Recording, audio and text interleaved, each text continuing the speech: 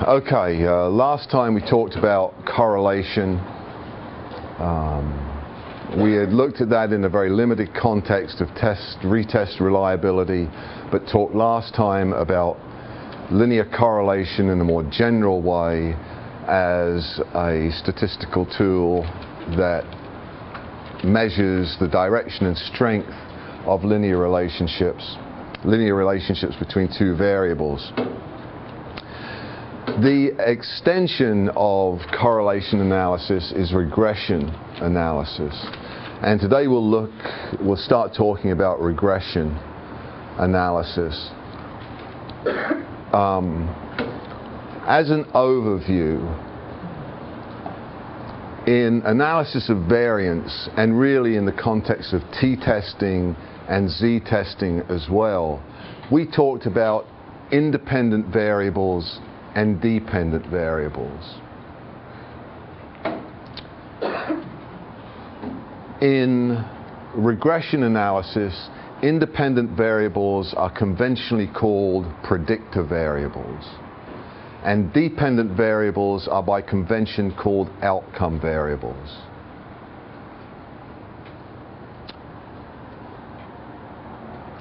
Again, the language of regression is different from the language of previous analyses that we've looked at.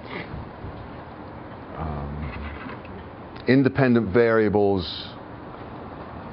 are recast as predictor variables, and dependent variables are recast as outcome variables.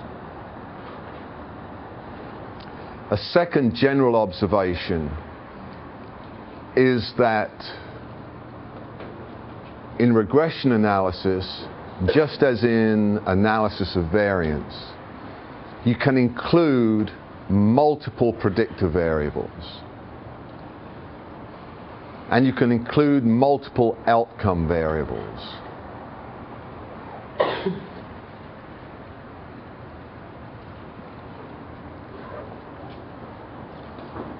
This was the case certainly in analysis of variance. We recognized when we looked at completely randomized analysis of variance that you could include 2 or 3 or 4 independent variables, and you could also include multiple dependent variables. Once you include multiple dependent variables, it simply is known as multivariate analysis of variance. The same is true in regression. Just as in the case of analysis of variance, we will look in regression at the simplest case, where you have a single predictor variable and a single outcome variable. But the logic of regression analysis remains stable even in more complex models.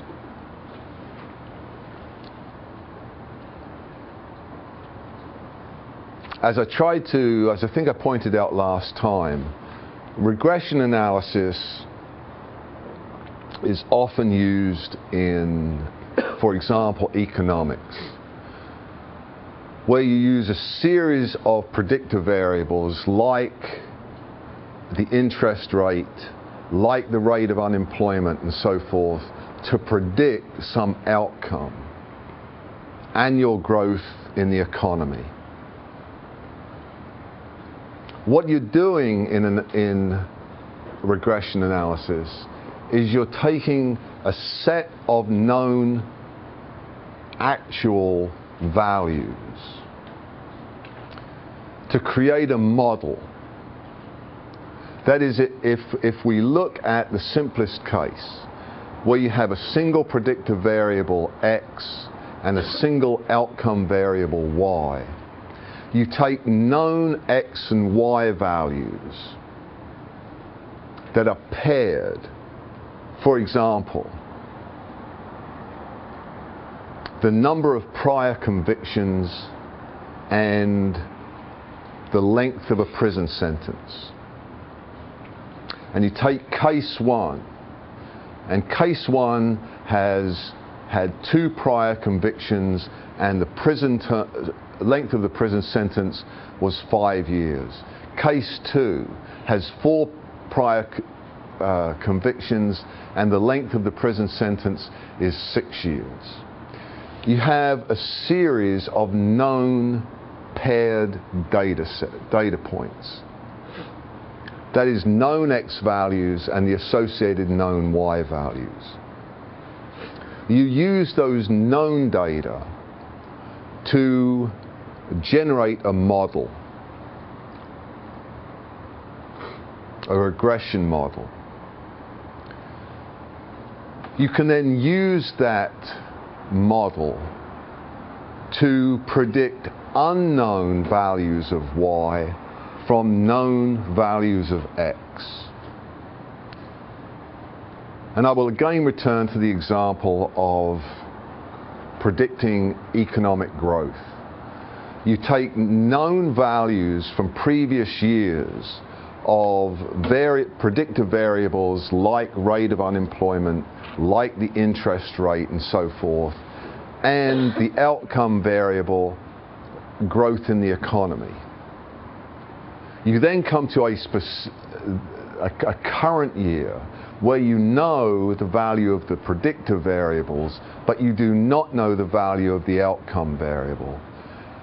And given the model that you've created based upon the known data, the past data, you can now use those predictive variables to forecast or predict the outcome, value of the outcome variable, in this case, annual economic growth.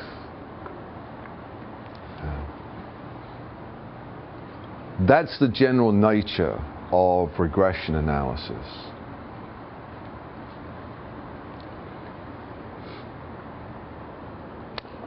I'm reminded of a line in a program called Elizabeth R. that appeared some years ago on PBS. 2 prisoners are taken into the Tower of London, which was never a good thing. Oh, going down the Thames, headed for the Tower of London, everything must have puckered up just a tad. You're taking me where? And the keeper of the keys comes in. They're now strung up to a wall in a prison cell, I don't know how many feet below ground. And into comes the, I don't know if he actually had this name, but the head torturer with all of his gear. And one of the prisoners pleads for a quick death. And the keeper of the keys says, "Death is always quick. It is sometimes the road to death that proves to be a little tedious." Well, summing up regression analysis can be done very quickly. It's getting to that bottom line that can sometimes prove a little tedious. So we're about to embark on the torture. Well, yeah, we in a cooperative way. There are 3 symbols that are relevant to regression analysis. X, and X is the predictive variable.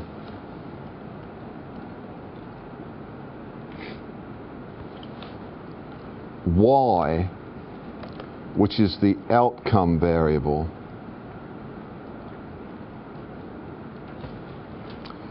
And Y hat. Y with an inverted V over it, which is the predicted value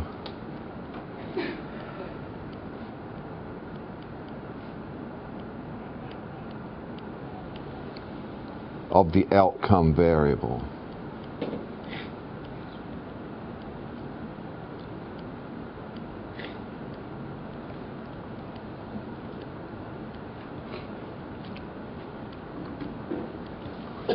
Let me just go through that again. You have the x, the predictor variable. You have y, the actual outcome variables. Together, these comprise the known pairs.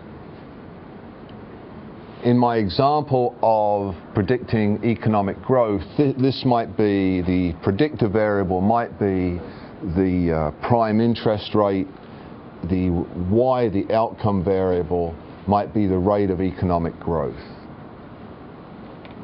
And you have known pairs from previous years. And you use those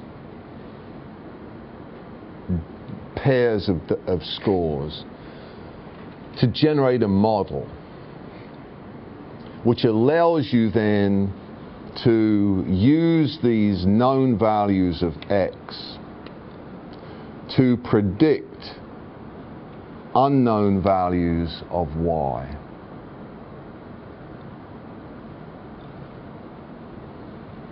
Are there any questions to this point?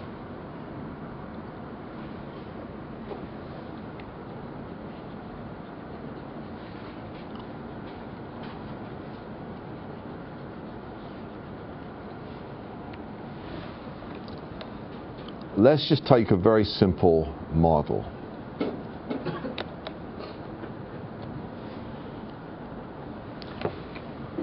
Let's presume we have 3 pairs of data.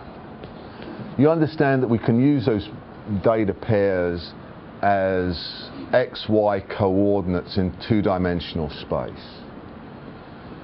Yeah. If X is the number of prior convictions and Y is the length of prison sentence, we could use those 2 data points to place that case in 2-dimensional space. Yes, we have an X coordinate and we have a Y coordinate.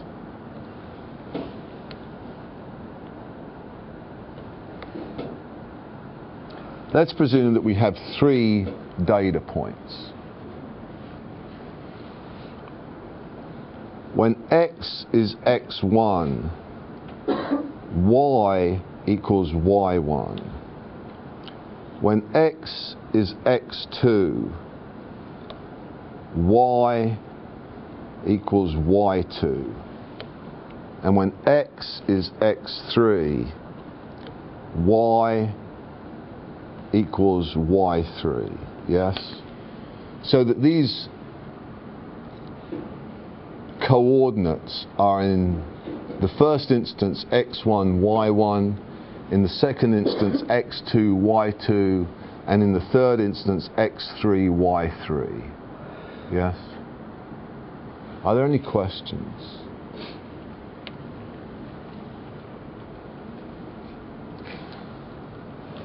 Regression analysis requires that we generate the line of best fit.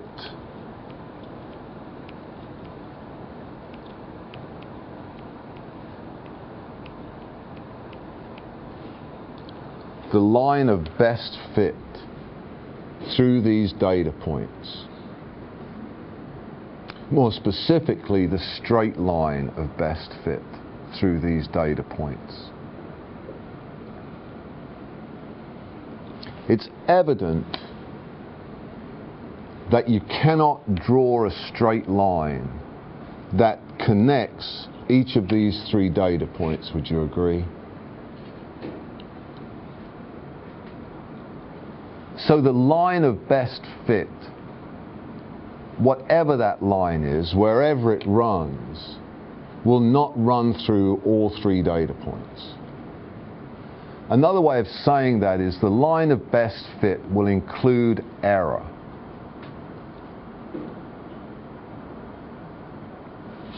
Let me ask you, if I draw 2 straight lines,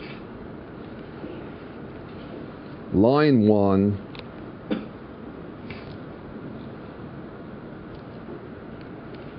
and line 2, does one of these 2 lines describe the data set better than the other? Which is the line of best fit out of these two, line 1 or line 2? Would you all agree that line 2 is a line of, given the choice here, would be the line of best fit?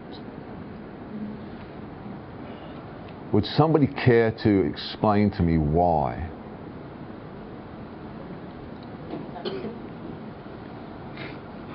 Doesn't matter how clumsily you do this. I'm not looking for eloquence.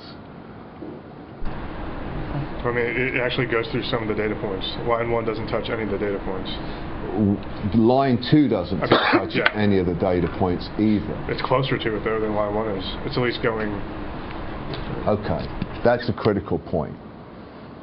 Although neither of these two lines actually go through any of the data points, both of the lines miss all 3 data points.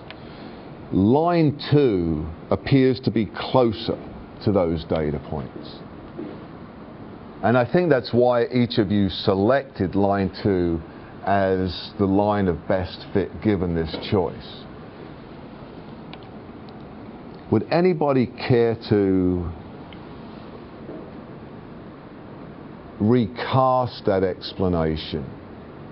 That is, recast the explanation of the line being closer to the data points, to recast that argument using the word somewhere or other, error.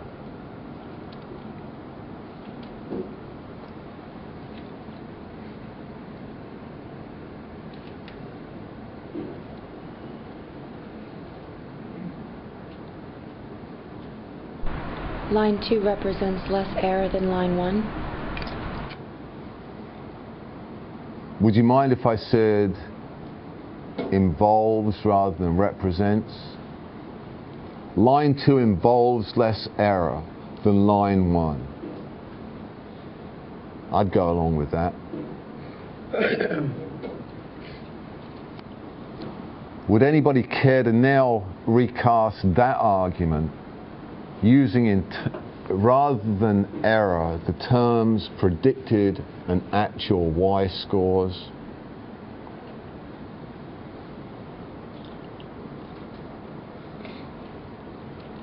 It doesn't matter. I'm out front peddling. You don't, you know, it doesn't matter. Let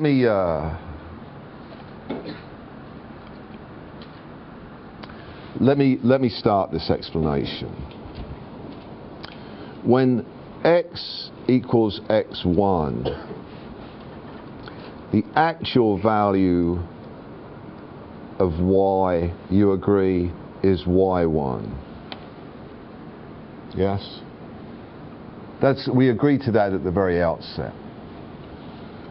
But when x equals x1, if we focus on line 2,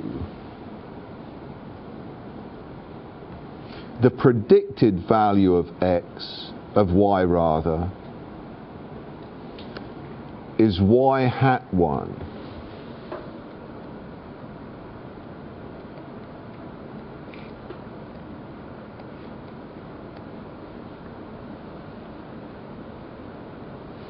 Would you agree? For x2? No. When x equals x1, the actual value of y is y1. But if we focus on line 2, the straight line that runs through here, when x equals x1, the predicted value of y is not y1, it's whatever this point is, yes, on the y-axis. And we can call that predicted value y hat 1. Y hat 1. Little hat. But not really a hat, because it's not really sitting on the head of the y. It's hovering just above, magically, the head of y. It's always above? It's always above. Y hat 1. when the value of x is x2, the actual value of y is y2. You would agree?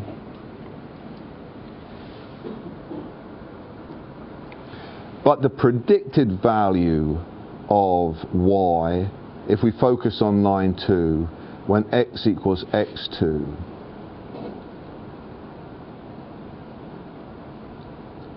is some value around about here, right, which we can call y hat 2.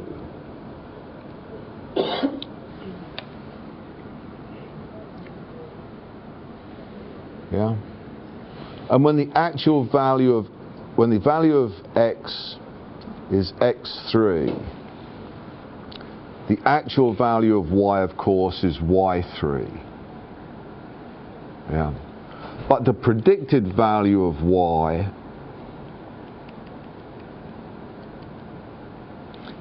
is somewhere in here, and we could call that y hat 3.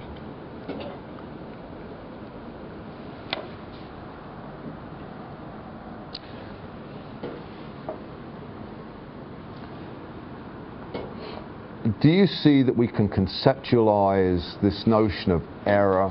And we got as far as that. We said that, first of all, that line 2 was preferable to line 1. It was a line of better fit because it was closer to the data points than line 1. We then moved to it involves less error than line 1. Do you see that we can operationalize the notion of error as the difference between y1 and y hat 1, y2 and y hat 2, and y3 and y hat 3? That is, this is error. This is error. And this is error. Those are the discrepancies between the actual value of y when x assumes some value, and given the line, the regression line, the line of best fit, the predicted value of y when x assumes that value. I have already reached a point where I think I'm talking in another language. It's French class, right? This is French, yes. Je m'appelle Mi. Are there any questions? Let me put it this way. What questions are there?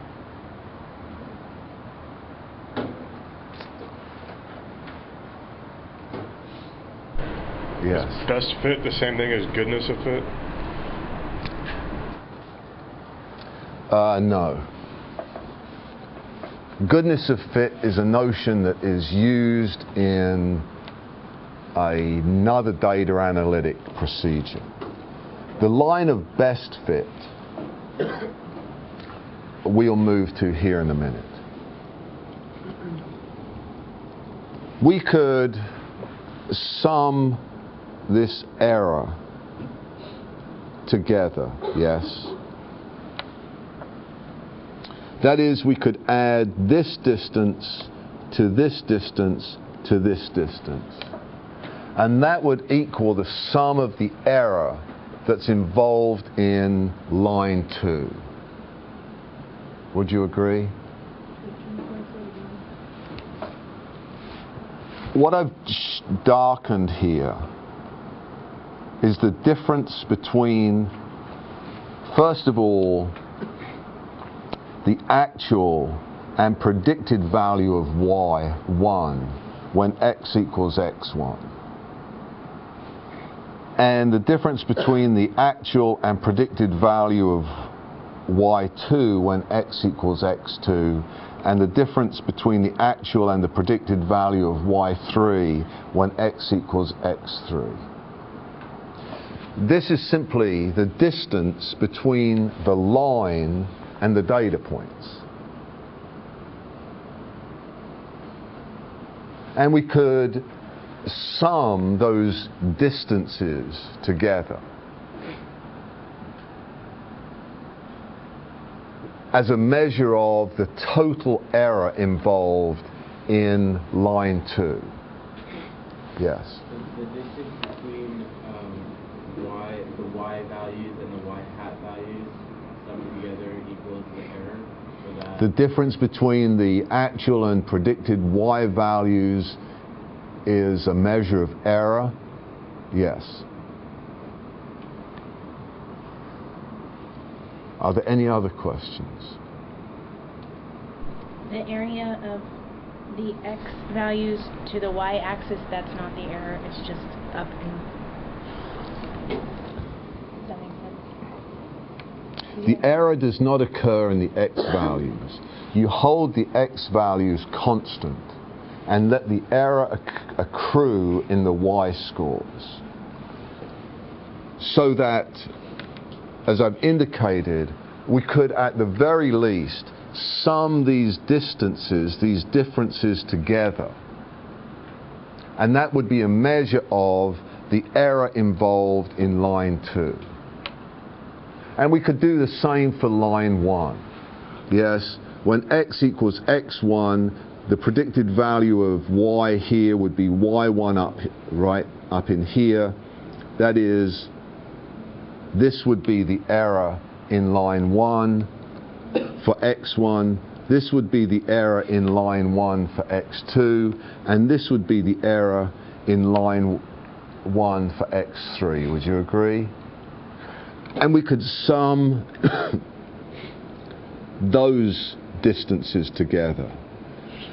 And if we did that, we would discover that the error involved in line 1 was greater than the error involved in line 2.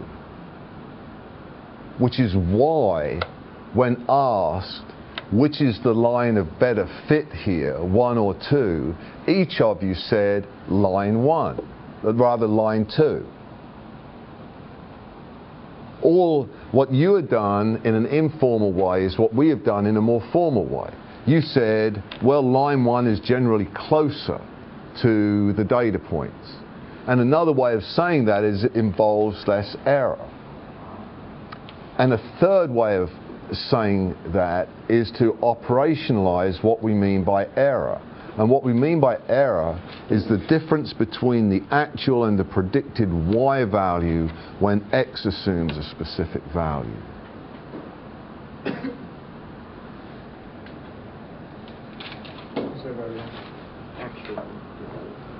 What we mean by error is the difference between the actual and the predicted y score when x assumes a specific value.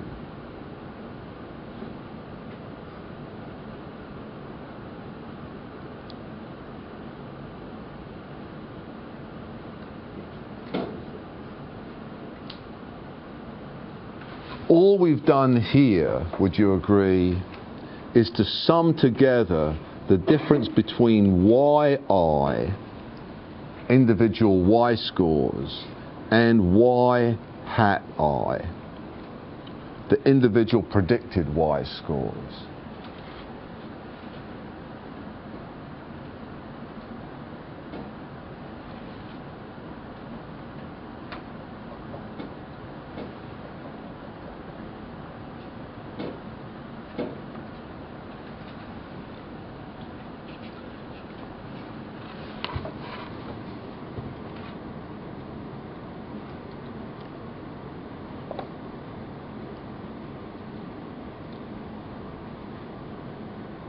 One person saying either I'm giving up on this or I need a break.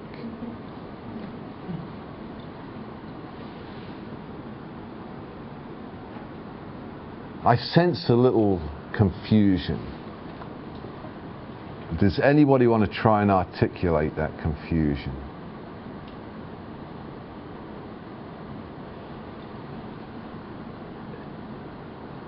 No?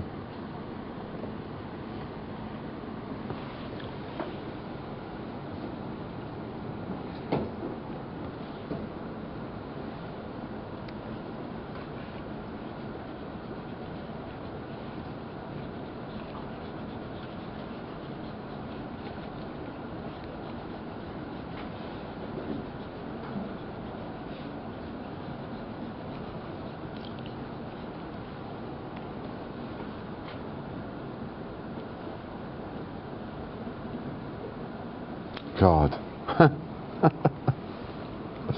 Yeah, that was a straight line.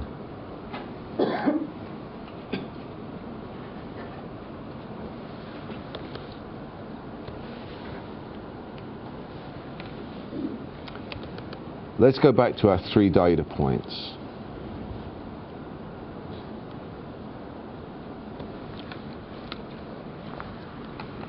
Let's focus on what we take to be line 1.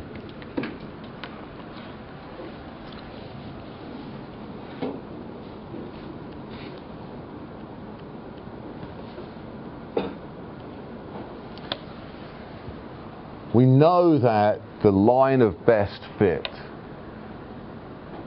is generated. We know that the way in which the line of best fit is generated has something to do with minimizing error. Would you agree?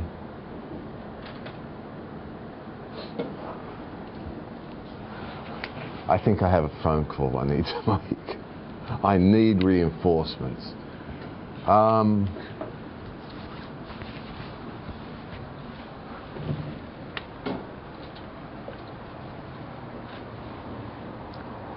This is, let me sort of take a time out here.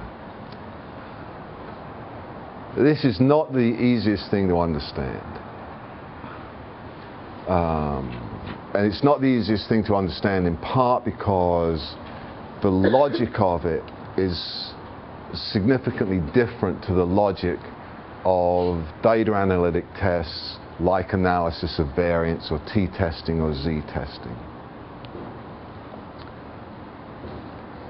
Let me overview the process of generating the line of best fit and using regression analysis. First of all, the line of best fit is somehow associated with the line that minimizes the amount of error involved. And that error is the difference between actual and predicted y-scores. And we have, in an intuitive way, selected between 2 potential lines of best fit and chosen one and chosen it uniformly because it passed closer to the data points, it involved less error.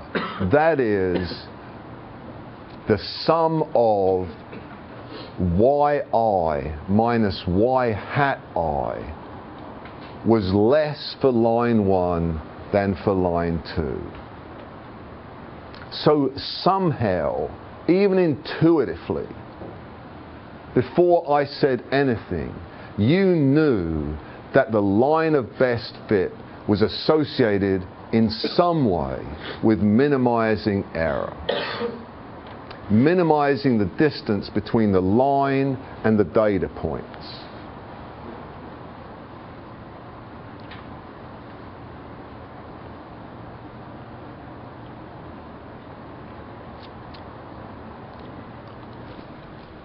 We did that by simply minimizing the sum of yi minus y hat I. Let me tell you this, that if you use this as the criterion to generate the line of best fit, you can generate multiple lines that will satisfy this criterion equally well. That is, you can draw multiple lines through this data set, through these 3 data points,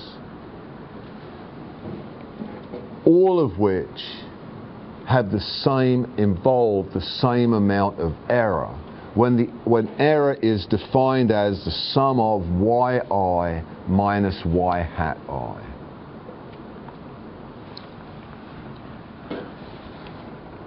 The first task then is to generate the line of best fit. How is that line generated? By invoking what is called the least squares criterion.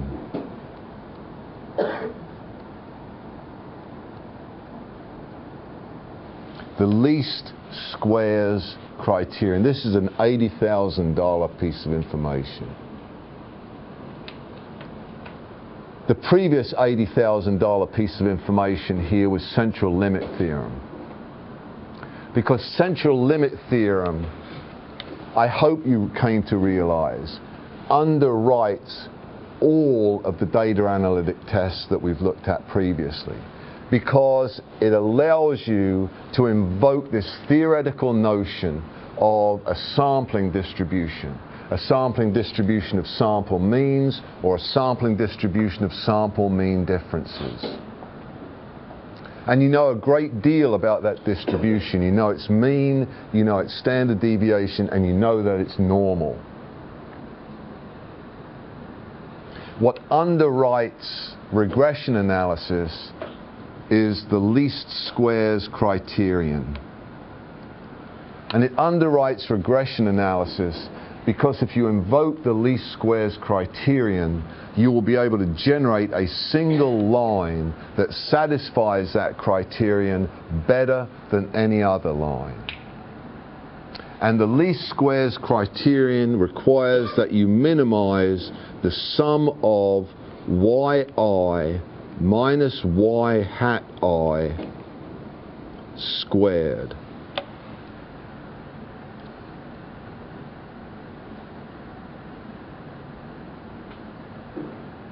The least squares criterion requires that you minimize the sum of yi minus y hat I squared. That is, rather than add these differences together as we did initially, what you have to do is square those differences and then add them together. That's all. The least squares criteria requires that you minimize the sum of the squared differences between the actual and the predicted value of y. It requires that you minimize the sum of the squared differences between actual and predicted values of y.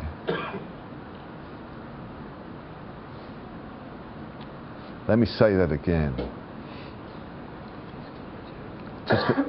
Just in case it's on an exam. It requires that you minimize the sum of the squared differences between actual and predicted values of y.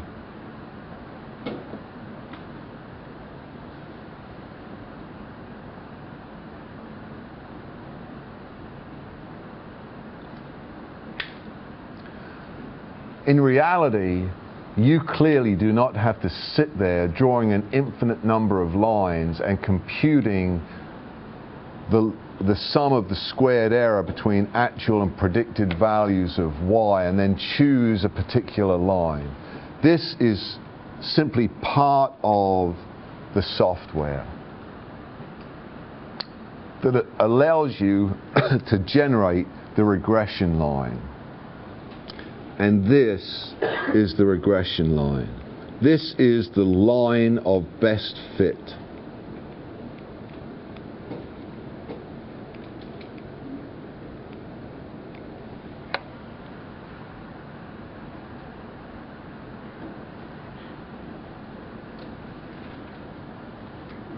Yes. That this criterion allows you to generate the regression line, which is the line of best fit. Okay. The least squares criterion requires that you minimize the sum of the squared error, or the squared difference, the squared error between actual and predicted y-scores.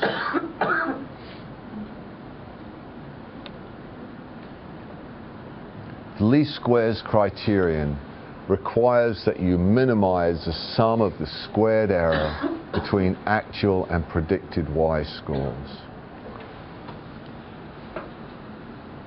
That is, rather than simply minimizing the sum of this error, you square these differences, you square this error, and then you sum it together. That is the least squares criterion.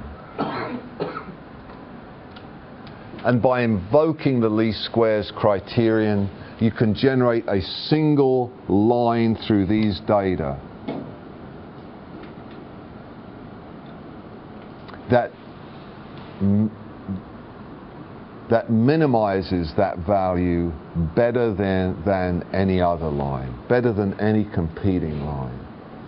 That is, it allows you to generate the single line of best fit.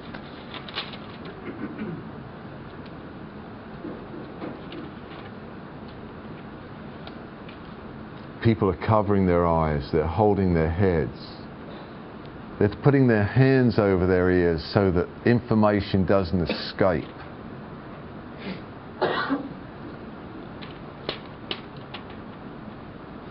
They're in prayer that sooner or later this meeting will come to an end. It's sometimes the road to death that proves tedious. You just got to hang on. I'm going to go over this stuff again.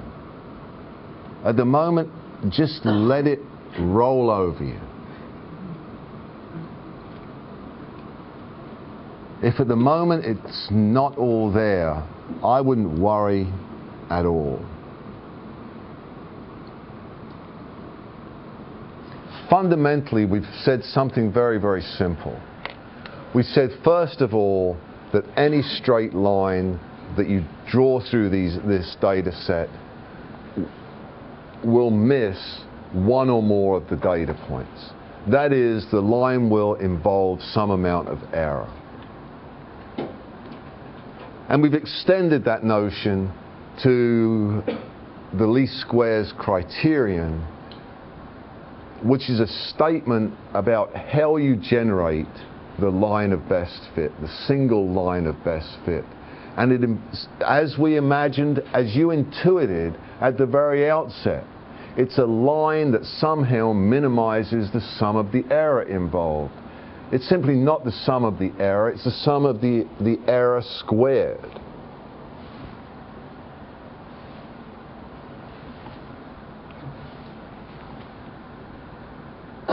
Easy.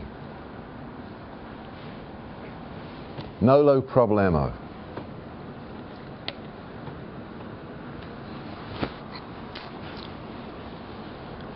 Let me ask one more question before we bring this carnival to a close. But just for today, we'll be back for another show.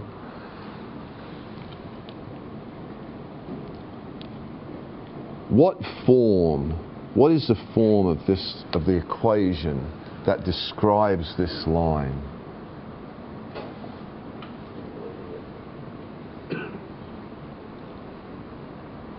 You got to go back into the archives for this one. You got to blow dust off of some stuff. What is the form of the equation that describes this straight line? The answer is in the question. What is the form of the equation that describes any straight line? Linear. Pardon? Linear. No. Pardon? No. No. Y equals like AX plus B or something? Oh man. Y equals AX plus B. I think that's how you folks say it over here. In the old country, we said Y equals A plus BX.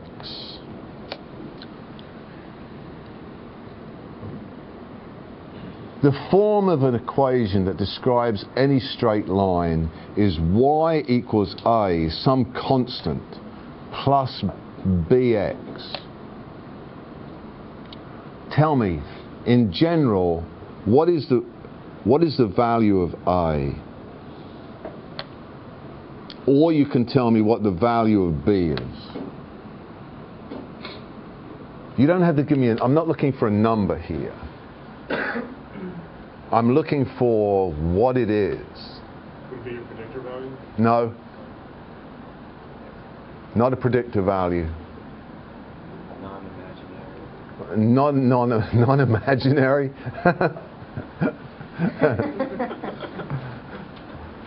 It's not non-imaginary. Well, for the dx, shouldn't b be the rate of regression or aggression? The rate of regression is b. I think there's an easier way of saying. I know there's an easier way. Oh, we are starting to fire on all jets, aren't we? Isn't it invigorating when you discover that something you learned some while ago, it's useful again? B is the slope of the line. So what's A? A is the y-intercept, see? A is the y-intercept.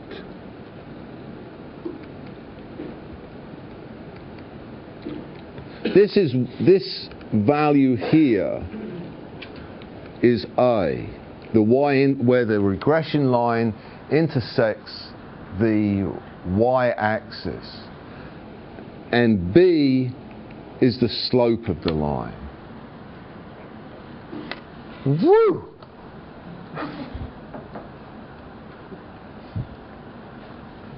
I feel a sense of exhilaration. I feel like, you know, in the Tour de Research Methods, we've just gone up Alpe d'Huez and we're still all together. You know? This stuff is easy. This stuff is easy because it relies on a logic that I presumed you learned somewhere back in, I don't know, what grade. Y equals A plus bx, where A is the y-intercept and B is the slope of the line. This is a giveaway. It's all downhill from here. Yeah? The torture's over. It's the ride up Alpe d'Huez that's painful. The ride down Alpe d'Huez, you just have to make sure that you don't go over the edge, you know, get carried away and out into space. Good things don't happen usually when you go out into space on a bike, even if you're wearing a helmet. So we will continue to talk about regression analysis next time.